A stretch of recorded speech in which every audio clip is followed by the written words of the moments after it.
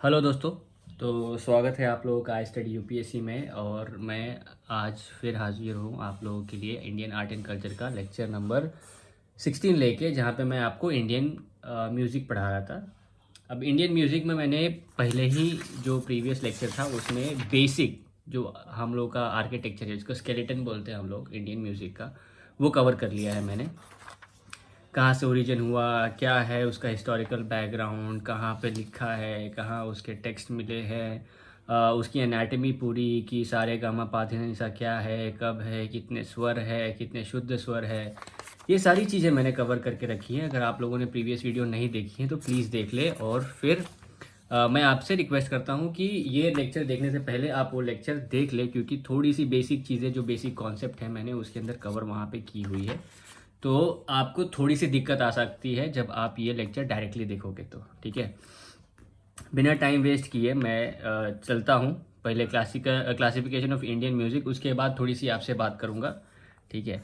बहुत दिनों बाद ये वीडियो बना रहा हूँ मैं तो चलिए हम लोग पढ़ते हैं अभी classification of Indian music. Previous lecture देख लिया है आप लोगों ने, अब चलते हैं क्लासिफिकेशन की तरफ। मैंने पूरा का पूरा कॉम्प्रिहेंसिवली कवर करना है, ठीक है। तो मैं पढ़ता हूँ और फिर आप लोगों को सुनाता भी हूँ। पढ़ते हैं, यहाँ से शुरू करते हैं। Classification of Indian music. There are many different categories of music prevalent in the Indian subcontinent. Some are closer to the classical bent and some are experimenting with global music. Recently, there has been a trend to create a fusion of classical heritage with newer musical strands such as pop and jazz, and this has been garnering attention from the wider public. The classification of Indian music is as follows. अभी देखिए, जैसे जैसे music है ना बढ़ते जाता है, वैसे इंडियन सब कॉन्टिनेंट में, ठीक है। जोग्राफ़ी वाले मेरे जो फ्रेंड दोस्त हैं, भाई बंधु हैं, वो बताए कि इंडिया को सब कॉन्टिनेंट क्यों कहा जाता है, ठीक है। मैं आप देख रहे हो ना मैं कैसे पढ़ा रहा हूँ, मैंने हर चीज़ को हर चीज़ से लिंक करनी है। तो इंडियन सब कॉन्टिनेंट क्यों कहा जाता है, और यहाँ पे इसने ऐसा क्यों कहा कि इंडियन सब कॉन्टिनेंट में बहुत सारी डिफरेंट कैटेगरीज की म्यूज़िक मिलती है, इसका जवाब आपको आगे मिल जाएगा। पर जोग्राफ़ी जैसे हमारी है, डिस्ट्रीब्यूशन है यहाँ पे, उस हिसाब से म्यूज़िक बढ़ती है, उस हिसाब से सब चीज़ बनता है, वेशभूषा सब उसी हिसाब से बदलती है। तो जब आप म्यूज़िक के बारे में पढ़ोगे तो जैसे जैसे जिस जिस क्षेत्र में, जिस जिस राज्य में आप जाओगे, वहाँ पे उस तरह की म्यूज़िक मिलेगी, क्योंकि हर राज्य के हर लोगों के अपना, कभी कभी कुछ लोग गानों के और म्यूज़िक के माध्यम से अपना दुख व्यतीत करते हैं। तो सर जैसे आप सुनते हो कि हाँ, अरिजीत सिंह जो भी गाना गा रहे हैं वो आपके लिए ही बना हुआ है, अगर आपका हार्ट ब्रेक हुआ हो तो ऐसी सारी चीज़ें भी है। मैं सिर्फ रिलेट कर रहा हूँ आप लोगों को, सिर्फ ये समझाने के लिए कि इंडियन सब कॉन्टिनेंट म्यूज़िक डिफरेंट डिफरेंट कैसे और कहाँ ऐसे क्यों आएगी, ठीक है। तो रिसेंटली अभी नया ट्रेंड क्या हुआ है कि जो नई वेस्टर्न म्यूज़िक है उसके साथ उसको क्लब करके एक साथ जोड़ के कुछ नया नया, जैसे जैज़ के साथ, पॉप के साथ, इन सारी चीज़ों को म्यूज़ करें। अभी आप लोग जो स्लो वर्जन रिवर्ब्स है, लोफी है, लो फिडिलिटी, लो फिडिलिटी ही मतलब है ना उसका, लो फिडिलिटी म्यूज़िक भी आ रही हैं। तो आप जब यूट्यूब पे जाओगे वहाँ पे देखोगे, लोफी लिखोगे तो वैसा एक म्यूज़िक आएगा एकदम स्लो, लो फिडिलिटी वाला। फिडिलिटी है, फ्रीक्वेंसी है, ठीक है। आप लोग वो बता देना, ठीक है। मुझे इतना लोफ़ी लोफ़ी क्या है पता नहीं, मुझे भी गूगल करना पड़ जाएगा, ठीक है। तो इंडियन म्यूज़िक पे चलते हैं। इंडियन म्यूज़िक को अभी यहाँ पे जिससे डिवाइड किया गया है, क्लासिकल म्यूज़िक, हिंदुस्तानी स्टाइल और कार्नाटिक स्टाइल। तो क्लासिकल म्यूज़िक को हिंदुस्तानी और कार्नाटिक स्टाइल में डिवाइड किया गया है। उसके बाद फोक म्यूज़िक आता है, fusion of classical and folk music, इन दोनों का फ्यूजन ये म्यूज़िक यहाँ पे आएगा। और उसके बाद मॉडर्न म्यूज़िक। तो आप जैसे जैसे देखो इंडियन इंडियन म्यूज़िक की जो आप देख रहे हो कि किस तरह से बाइफरकेट करें। क्लासिकल म्यूज़िक जो बहुत टाइम से चली आ रही है, फोक म्यूज़िक जो बहुत पुरानी है, उसके बाद फ्यूचर है क्लासिकल और फोक का, उसके बाद मॉडर्न। तो अभी फ़िलहाल के लिए हम लोग जब क्लासिकल म्यूज़िक पढ़ेंगे उसमें हम लोग हिंदुस्तानी स्टाइल और कार्नाटिक स्टाइल पढ़ेंगे। ये आपको मिलेगा साउथ इंडिया में, कार्नाटिक स्टाइल। कार्नाटिक वॉर अगर किसी को याद होगा तो मुझे बताया कि कार्नाटिक किसे कहा जाता था, हिस्ट्री वाले दोस्तों मेरे, कमेंट सेक्शन में मुझे बताओ कार्नाटिक किसे कहा जाता था। अगर हिस्ट्री में तो ये हम लोग के लिए कॉमन है। देखिए मैं भी यूपीएससी की प्रिपरेशन कर रहा हूँ, आप भी कर रहे हो। तो कार्नाटिक वॉर जो लिखा था, तो उधर कार्नाटिक का मतलब क्या था, ठीक है। Folk music, fusion of classical and folk music में क्या आ गया, संगम संगीत, सॉरी सुगम संगीत आता है, रविंद्र संगीत जो बंगाल वगैरह में होता है, हवेली संगीत, गना संगीत, ठीक ठीक है। उसके बाद मॉडर्न में आपको मालूम है rock, pop, blue music, trance music, jazz music, psychedelic music, अभी आजकल ईडीएम वीडीएम भी चलता है ना, ईडीएम भी आया है और ये बहुत सारी म्यूज़िक आया है, तो वो ये मॉडर्न म्यूज़िक में है। हमारे लिए इम्पोर्टेंट क्या है? क्लासिकल म्यूज़िक और फोक म्यूज़िक, ठीक है। तो अभी क्लासिकल म्यूज़िक को आप जैसे बताया मैंने दो दो पार्ट में डिवाइड किया, एक तो कार्नाटिक, एक एक हिंदुस्तानी और एक कार्नाटिक। तो हिंदुस्तानी म्यूज़िक के बारे में पढ़ेंगे, पर हिंदुस्तानी म्यूज़िक में जब आप आओगे तो वहाँ आपको ध्रुपद वगैरह मिलेगा, और ध्रुपद से ही जुड़े हुए हैं हमारे कौन? नवरत्न है जो अकबर के मियाँ तानसेन, बेजू बावरा, ये सारे लोग ध्रुपद से जुड़े हुए हैं। तो यहाँ वो सारी डिटेल दी हुई है, मैं पढ़ रहा हूँ, ठीक है। चलते आगे। क्लासिकल म्यूजिक में over time two distinct school of Indian classical music have evolved. Hindustani music practiced in the northern part of India, Carnatic music practiced in southern part of India. While the historical root of both these music types can be traced to Bharata's Natya Shastra, they diverged in the 14th century. देखो root दोनों का भारत के नाट्य शास्त्र, हाँ भारत नाट्य शास्त्र से ही हुआ, ठीक है। लेकिन बाद में जब 14th सेंचुरी आई तो ये चीज़ें बदलने लगी, जो इन दोनों की म्यूज़िक है वो उसमें चेंजेस आने लगे। एक मिनट दोस्तों, मैं ज़रा एसी चालू कर दूँ, बहुत गर्मी हो रही है, ठीक है। अभी देखिए हिंदुस्तानी म्यूज़िक के पास में अगर मैं आऊँ, हिंदुस्तानी म्यूज़िक क्या है, क्यों है, तो ये देखिए जो Hindustani branch of music focuses more on musical structure and the possibilities of improvisation within it. The Hindustani branch adopted a scale of Shuddha Swara, Saptak or the octave of natural notes. There are 10 main styles of singing in the Hindustani music. तो देखिए हिंदुस्तानी music क्या है? Fusion नहीं है। हिंदुस्तानी music ये है कि वो एक स्ट्रक्चर है और वो एक ऐसे एक पॉसिबिलिटी ढूंढता है इस म्यूज़िक में कि इस म्यूज़िक में और सुधार हो सकता है, और ये बेसिकली शुद्ध स्वरा पे फोकस करता है। इसलिए मैंने बोला आप लोगों को बोला कि प्रीवियस लेक्चर देख के आओ, शुद्ध स्वरा क्या है आपको पता चलेगा, ठीक है। नहीं देखा है तो देख लो, देखो बहुत सिंपल किया हुआ है ना, ठीक है। अभी देखो there are 10 main style of singing in Hindustani music. तो 10 स्टाइल है म्यूज़िक गाने के यहाँ पे। एक तो Dhrupad, धामर, Hori, Khayal, Tappa, Chaturang, Ragsagar, Tarana, Sargam, Thumri. Some of the major styles are discuss below. तो ये 10 है, पूछेगा नहीं आपसे यूपीएससी में, ये सिर्फ इसलिए कि आप लोगों को पूरा पता होना चाहिए, क्योंकि जब आप करंट अफेयर्स में जाओगे और अगर इनसे रिलेटेड कोई म्यूजिशियन हो, जैसे बेजू बावरा अभी थे, तो इससे रिलेटेड कोई म्यूजिशियन हो और पूछ ले यूपीएससी, तो ऐसा नहीं कि आपके पास आइडिया ना हो किसी चीज़ का। देखो यूपीएससी हर चीज़ पूछता है, ऐसा नहीं है, जो चीज़ चल रही है वो पूछता है और उसके बारे में आपकी नॉलेज कितनी है। चलिए और हम लोग पढ़ते Dhrupad style. It is one of the oldest and grandest known form of Hindustani classical music and finds mention even in नाट्य शास्त्र 2000 BC to 2000 AD. It is said that Dhrupad owed its roots to older forms such as Prabandha and Dhrupada. The name is derived from Dhrupada, Dhruva and Pada, ठीक है। तो ध्रुपद जो है वो भारत के नाट्य शास्त्र में तो है ही, पर ये ओल्डेस्ट है और ग्रैंडेस्ट है, ठीक है, इससे बड़ा है ये म्यूज़िक। और इसके जो अब आपको इसके नाम से ध्रुपद, तो 2 वर्ड से बना है, ध्रुवा और पदा। मतलब दोनों का क्या है? Which means that it denotes both verses from the poetry and the style in which it is sung. तो मतलब क्या है कि ये तो एक पोइट्रिक स्टाइल है। तो जैसे हम लोग मैं आप लोग को एक्सप्लेन करूँ, अच्छा ऊपर से ये समझ लो कि जो गुलशन कुमार जी गाते थे हनुमान चालीसा, उस टाइप के ही एक ध्रुपद स्टाइल है। ऊपर से ना एग्जैक्टली वही है, मैं ये नहीं बोल रहा। ऊपर से जैसे कैसे पढ़ते हैं, तो जैसे रामायण की चौपाइयाँ हम लोग पढ़ते हैं ये उस टाइप से, तो पोइटिक वर्सेस को गा के बताना और फिर राग में बताना। तो जैसे भी अगर आप जैसे शिव तांडव पढ़ोगे, तो अगर आपके अंदर का जो एंगर है, अगर आप उस हिसाब से बोलोगे उसे, जटाटवी गलत चला, तो वो आपके अंदर एंगर दिखाता है। और जैसे आप धीरे धीरे बोलोगे कि जटाटवी गलत चला प्रवाह पावित, तो ये दिखाता है कि आप थोड़े सटल हो और एकदम लो पेस हो, आपके अंदर अभी एंगर नहीं, आप उस भाव से नहीं बोल रहे हो, तो वो भी ज़्यादा इंपॉर्टेंट है। ठीक है, अच्छा ठीक है। Although Dhrupad consolidates its position as a classical form of music in the 13th century, it reach it zenith in the court of emperor Akbar. ठीक है, ये तो आपको समझ में आया कि एम्परर अकबर थे, उनके टाइम पे ये अपने एकदम टॉप पोजीशन पे पहुंचा। Akbar employed and patronize musical masters including Swami Haridas and Miyan Tansen. Tansen one of the Navratna 9 gem in Akbar's court, and Beju Bawra were the student of Swami Haridas and were major proponent of Dhrupad music during the 15th and 16th century. Dhrupad became the major form of singing in the medieval period but fell into decline in the 18th century. ठीक है, तो जो अकबर थे,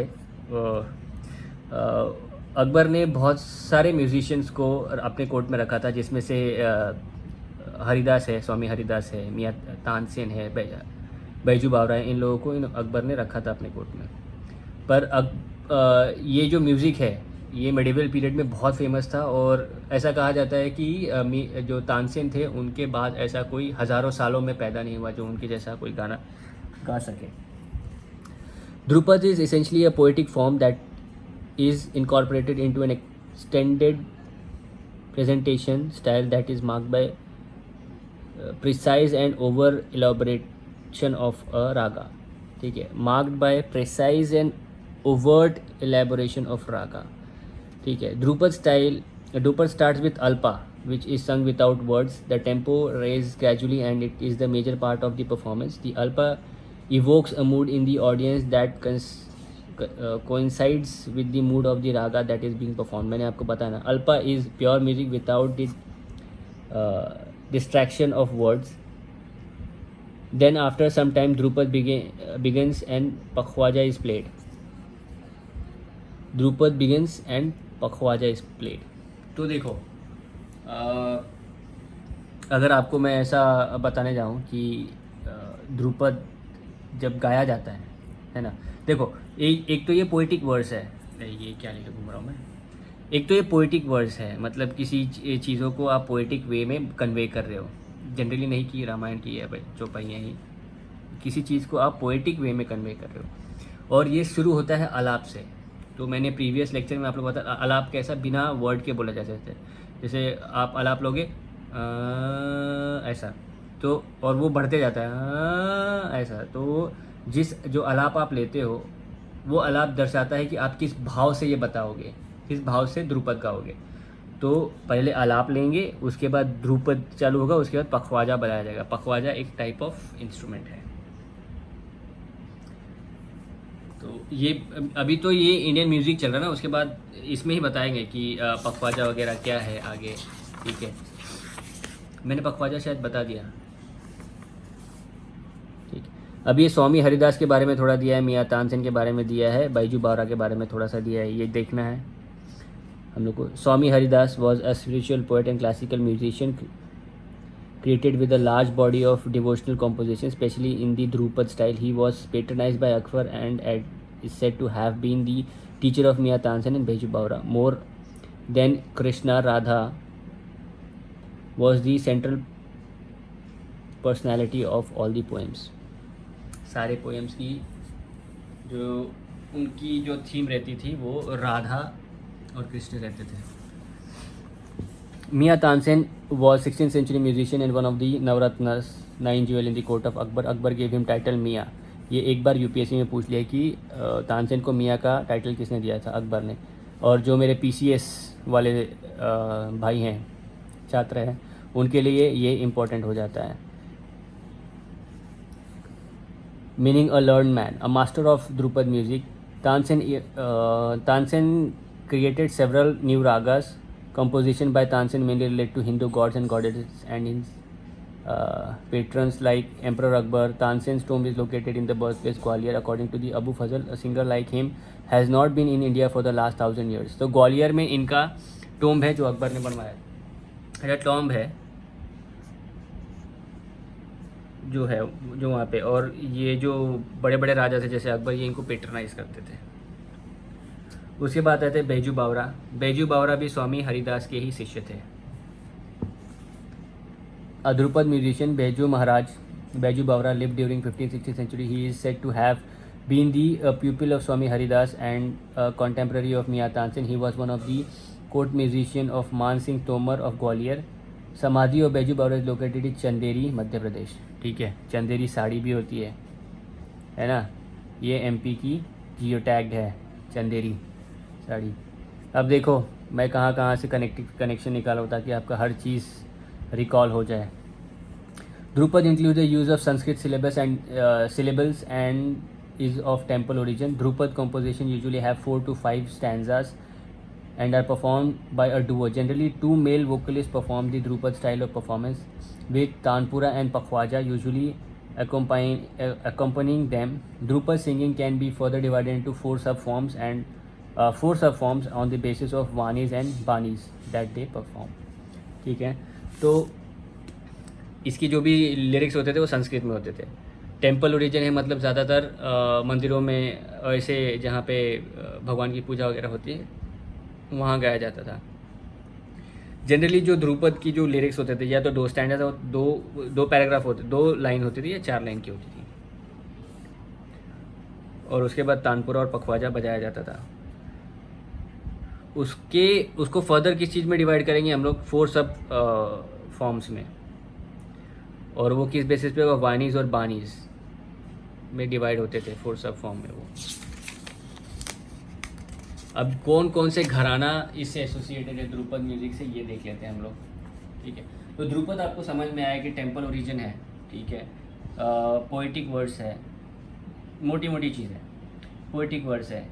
जो lyrics लिखे रहते थे वो संस्कृत में होते थे, 2-4 लाइन के या 2 लाइन के होते थे. उसके बाद आप तानपुरा बजाए या पखवाजा बजाएं. इसमें बहुत पॉपुलर नाम है स्वामी हरिदास, अपने बैजू बावरा और मियाँ तानसेन. मियाँ का टाइटल तानसेन को किसने दिया था, अकबर ने, और उनकी जो टॉम्ब है वो कहाँ है, ग्वालियर में. और ये हमारे बैजू बावरा जी है कहाँ के, मध्य प्रदेश, चंदेरी साड़ी भी होती है, जिसको जियो टैग मिला हुआ है, मतलब GI टैग मिला हुआ है, जियो टैग. ठीक है, अब देखिए घराना, उसके बारे में हम बात कर लेते हैं कि घराना कौन कौन से थे. डागरी घराना, द डागरी फैमिली. ठीक है, हाँ, the Dagari family is sings in Dagarvani. ठीक है, this style puts great emphasis on alap. For several generations, men from this family have trained and performed in Paris.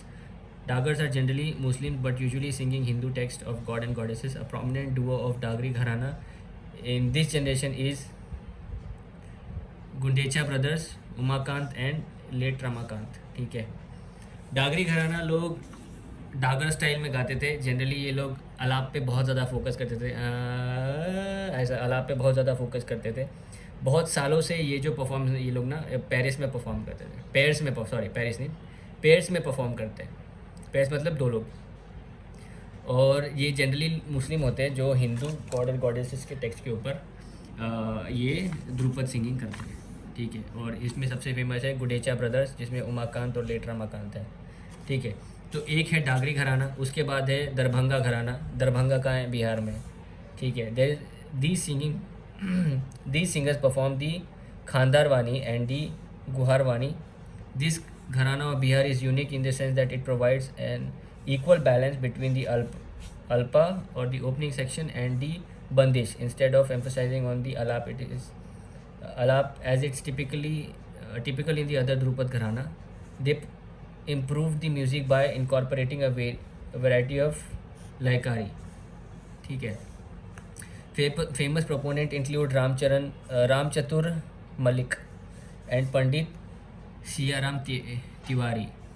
The current leading exponent of this school are the Malik family.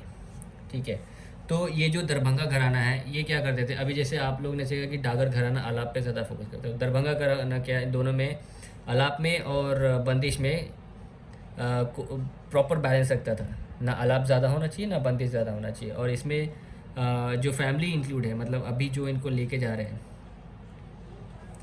उसमें Malik family है. और इन लोगों ने क्या किया कि लयकारी के हिसाब से इसको इम्प्रूव किया. और किस लय में गाओगे तो कभी फास्ट होता है, आप लय समझते हो ना, कभी फास्ट कभी स्लो, कभी फास्ट कभी स्लो, ऐसा लयकारी. अभी बेतिया घराना, बेतिया का है, ये भी बिहार में है. This gharana of Bihar performs in the Guhar and Khandhar Wani style. This gharana treats bandish as the core of the Drupad, and thus the radiation of the bandish consumes a large part of this performance. The most famous exponent of this gharana are Mishra family. The most regularly performing current member is Indra किशोर मिश्रा.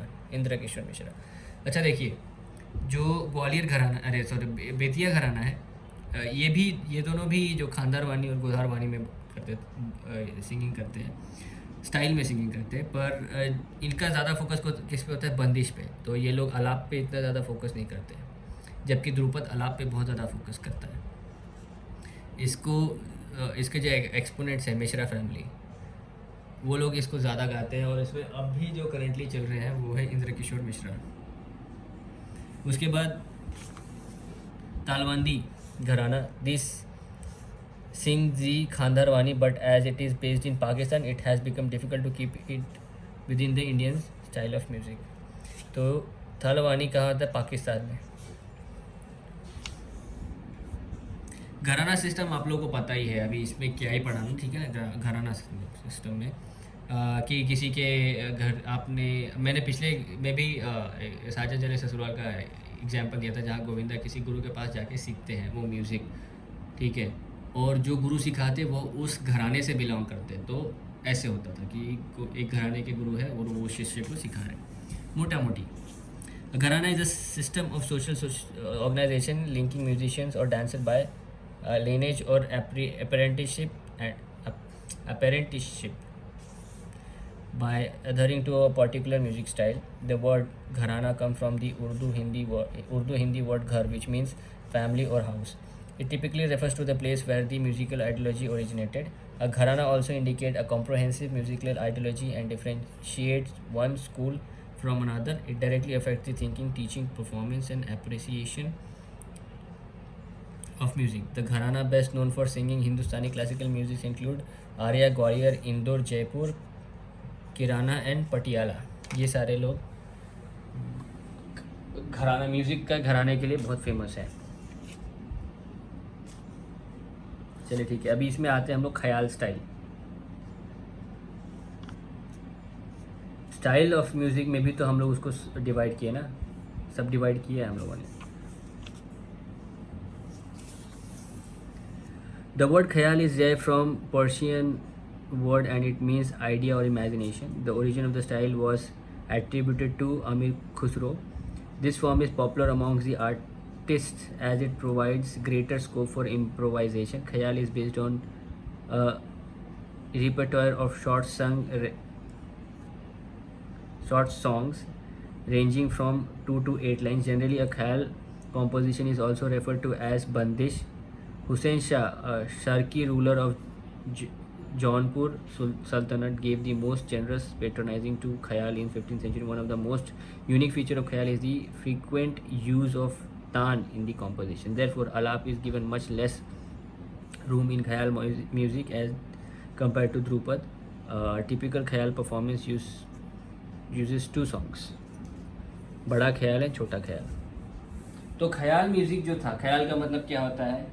आपने ख्याल, किसी का ख्याल किया, यानी उसको याद किया, इमेजिन किया, ठीक है. तो ये ख्याल का मतलब होता है. और ये ख्याल किसको एट्रीब्यूट किया गया है? आमिर खुसरो को.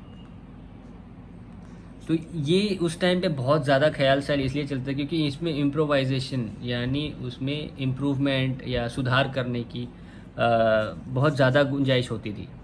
और ये ज़्यादातर शॉर्ट्स होते थे, तो 4 लाइन से 8 लाइन तक की इनके लिरिक्स होते थे और लोग यही सीखते थे. आलाप पे ज़्यादा फोकस नहीं करते थे ये लोग, ताल पे ज़्यादा फोकस, तान पे ज़्यादा फोकस करते. तान लेते ना, ऐसा तान लेते ना वो.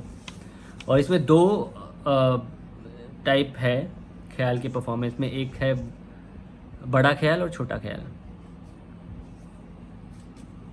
तो बड़ा ख्याल संग इन स्लो टेम्पो, छोटा ख्याल संग इन फास्ट टेम्पो. स्लो मतलब धीरे धीरे बोलेंगे, और फास्ट मतलब जैसे आजकल जो वो रैपर्स बोलते हैं ना, अभी तो यार रैप करने आता भी नहीं हम लोगों को, हम लोग 90s की जनरेशन, हमको क्या पता रैप क्या होता है, अगर सुनते हैं कभी कभी. तो फटाफट बोलते हैं ना, जैसे अभी हमारे हनी सिंह जी हैं, हनी सिंह गाते हैं वो ब्राउन रंग, ठीक है।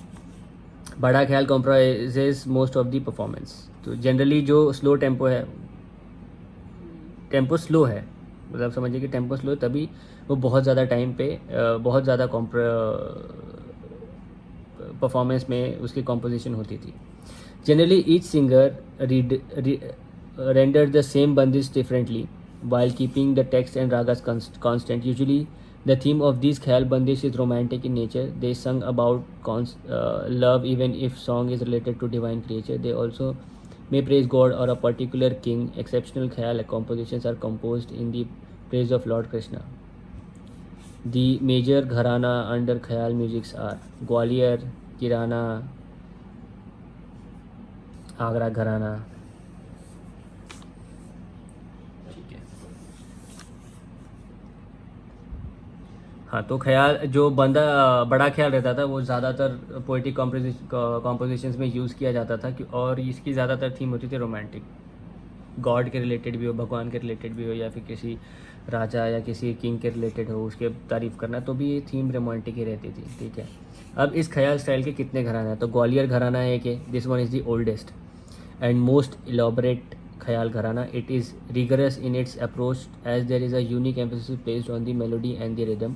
Although the singing is very complex, the performance of simple well-known ragas and using sapt straight tans is still performed. The most popular expounder of this gharana are Nathu Khan and Vishnu Digambar Pushkar. देखो, ग्वालियर का घराना सबसे पुराना है, ठीक है, और ज़्यादा फोकस इसमें कहाँ होता था? मेलोडी और रिदम पे। सिंपल रागास रहते थे ये सब, पर तान पे जो सप्तक होते थे, तान्स, उस पर ज़्यादा फोकस होता था। अभी किराना घराना क्या है? This gharana is named after the town kirana in Uttar Pradesh. Naya Gopal founded it. Nayak Gopal founded it. However, the real credit of making this popular lies with Abdul Karim Khan and Abdul Wahid Khan in the early 20th century. The Kirana Gharana is famous for its emphasis on precise tuning and expression of individual notes, swara. The Kirana Gharana is better known for its mastery over the slow tempo ragas. There is a great emphasis on the melody of the composition and the clarity of the pronunciation of the lyrics in this song. The use of traditional raga is also performed. There has been a long line of great singers, including Pandit Bhimsen Joshi and Gangubai Hangal. The Carnatic exponents from the broader region of Maharashtra and Karnataka are also very familiar with Kirana Gharana. ठीक है, तो किराना जो घराना है ये कहाँ से आया? किराना एक जगह है उत्तर प्रदेश में, वहाँ से आया। यहाँ पे ज़्यादा लोग फोकस क्या करते थे? मेलोडी पे। और ट्रेडिशनल जो भी रागा जैसा रे गा मा पा धा नी सा, इन सारे एक एक इंडिविजुअल सा रे गा, इन सब पे फोकस किया जाता था। और इसके सबसे बड़े बड़े जो नाम है सिंगर्स के, पंडित भीमसेन जोशी, ठीक है, और उसमें गंगूबाई हंगल, ये है। पंडित भीमसेन जोशी जो है, इन्होंने मिले सुर मेरा तरमारा, आप लोग को याद है, 90s का सॉन्ग है। 90s का सॉन्ग है, आप देखे, आपने सुना होगा। आज की जनरेशन पता नहीं, जनरेशन जेनजी, ठीक है ना, उनको पता है कि नहीं है कि जब अटल बिहारी वाजपेयी जी थे तब ये आया था स्कूल चले हम वाला सॉन्ग, सवेरे सवेरे यारों से मिलने स्कूल चले हम। अगर नहीं देखा है तो गूगल कर लो अभी यूट्यूब पे, इस लेक्चर के बाद लेक्चर छोड़ के मत जाओ, लेक्चर छोड़ के बाद देख लो। और उसके बाद मिले सुर मेरा तुम्हारा, ये भी आप देखो, जो चीज़ें वो उसमें दर्शाई गई हैं ना, दिखाई गई हैं, वो दे आर फैबुलस.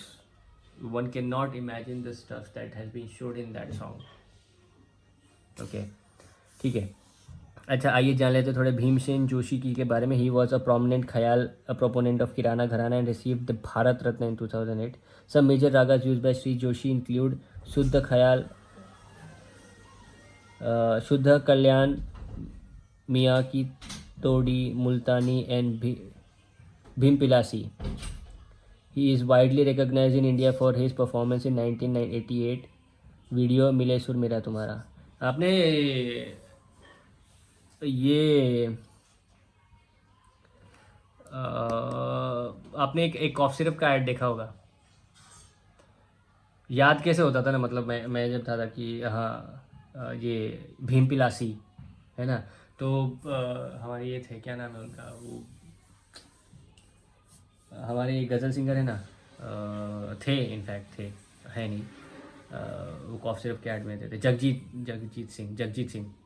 हाँ, उन्होंने कहा था ना, काओ मियाँ मिल्हार या भीम पिलासी, टोरक्स कफ सिरप हो तो अलविदा खांसी। तो भीम पिलासी भी पंडित भीमसेन जोशी जी की थी। अभी आगरा घराना चलते हैं। This gharana is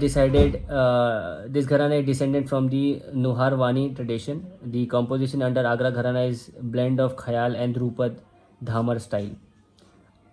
The artist gives special emphasis on bandish in the composition. Historians argue that Kudub Khuda Baksh established this gharana in 19th century, but musicologists claim that it was founded by Haji Sujan Khan. Fayyaz Khan revived the gharana by giving it a fresh and lyrical touch. Since then, it has been renamed the Rangila Gharana. The major expounder of this school include Vilayat Hussain Khan and Fayyaz Hussain Khan. अच्छा, बोला जाता है कि आगरा का जो घराना है ना, वो नुहार वानी ट्रेडिशन से आया गया है, और इसके अंदर जो ध्रुपद धामर स्टाइल है, ख्याल और ध्रुपद, इन तीनों चीज़ का मिक्सचर है। 19वीं सेंचुरी में इसको ये मिली, कुतुब बख्श जो है, उन्होंने 19वीं सेंचुरी में इसको इस्टेब्लिश किया, ऐसा कहा जाता है, लेकिन ऐसा जनरली है नहीं, क्योंकि म्यूजिकोलॉजिस्ट जो हिस्टोरियन है वो कहते हैं कि हाजी सूजा खान इसको he was the one who have established this one. इसके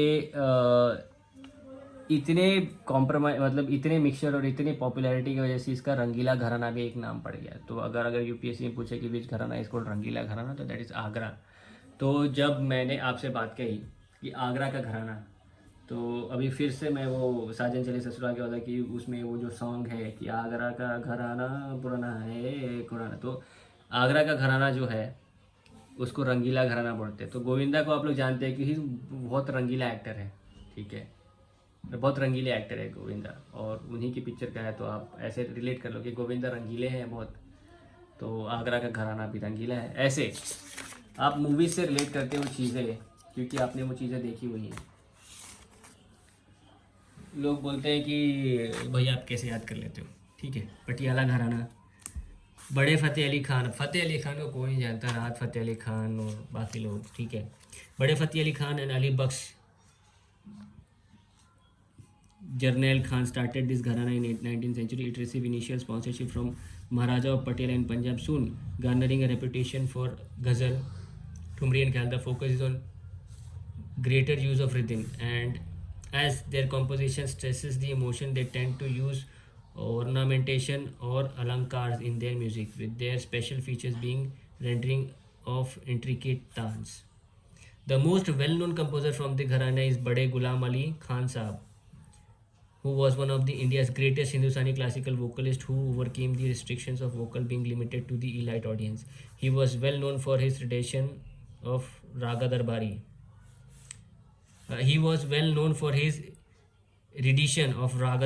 The gharana is unique as it uses unique tans, gamak and gayaki of tarana style. ठीक है, तो तो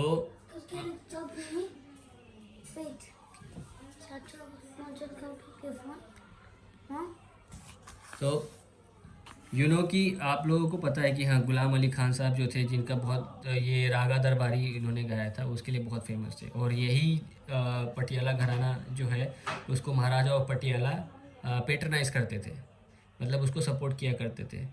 और बड़े फ़तेह अली खान और अली बख्श जरनैल खान ने इस घराना की शुरुआत की थी। आज ये घराना बहुत पॉपुलर हो गया है।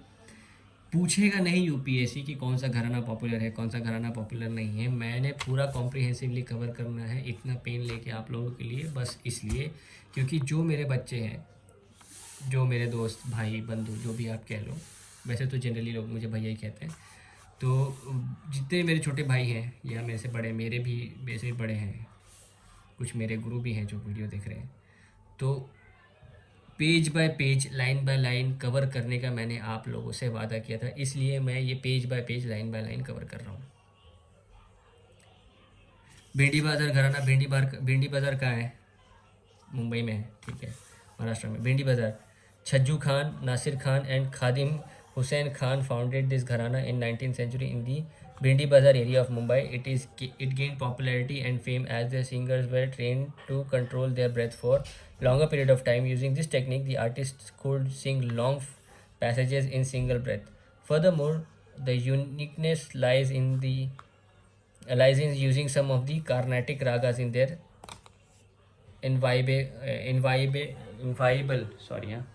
इनवाइबल, ठीक है, रिपोर्टरीज। तो ये सारी चीज़ें भिंडी बाज़ार मुंबई से निकली है। ये घराना भी बहुत पॉपुलर हुआ था क्योंकि इसमें थोड़ा सा कर्नाटिक म्यूज़िक का भी एक फ्लेवर आ जाता है, ठीक है। ये जो भिंडी बाज़ार घराना है, इसमें के जो भी सिंगर्स हैं उनकी खासियत क्या है कि ये लोग अपनी सांसों को रोक के बहुत ज़्यादा चीज़ें, मतलब वो लोग अपनी सांसों को रोक सकते हैं और लॉन्ग लॉन्ग पैसेजेस जो है ना उसको एक ही सांस में बोलते हैं। तो अगर आपने शंकर महादेवन को ब्रेथलेस सुना होगा, शंकर महादेवन इस घराने के है कि नहीं मुझे नहीं पता, ठीक है, तो आपने ब्रेथलेस अगर सुना होगा तो उन्होंने इतने सांस में गाया, तो शायद उन्होंने ट्रेनिंग ली हो इस चीज़ की, कंफर्म नहीं कर पाता, बस मेरा ऐसा थॉट है। अभी तराना स्टाइल, ख्याल स्टाइल तो हो गया, तराना स्टाइल क्या होता है? In this style the rhythm play a very crucial role. The structure consist